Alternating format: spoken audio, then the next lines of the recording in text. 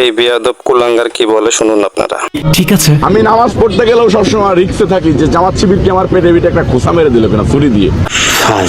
আমি সবসময় আতঙ্কে থাকি যে আমার আশপাশে কতগুলো জামাত শিবির আছে গুপ্তভাবে, সারা দেশের জন্য কতটা ভয়ঙ্কর, আমার জন্য তো ভয়ঙ্কর বটেই। আমি নামাজ পড়তে গেলেও সবসময় রিক্সে থাকি যে জামাত শিবিরকে আমার পেটে পিঠে একটা খোসা মেরে দিল কিনা ছুরি দিয়ে।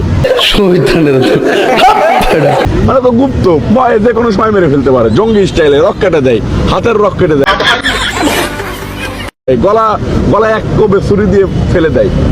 এদেরকে নিয়ে বাংলাদেশের সাধারণ জনগণ সবসময় একটা ভয়ে থাকে, যে কারণে বাংলাদেশের জনগণ এবার 12ই ফেব্রুয়ারি নির্বাচনে তাদেরকে ভোটের মাধ্যমে প্রত্যাখ্যান করেছে। তোর মুখে আমি মুইটা দিমু। ভাই ঠিকই কইছেন, ওর মুখে মুইতে দেওয়াই উচিত। তার মানে একদম সহজ, ওর মুখে কোনো ভালো কথা নাই। ঘটনা সত্য। এ হচ্ছে চরম লেভেলের একজন বেয়াদব। ঠিক বলেছো।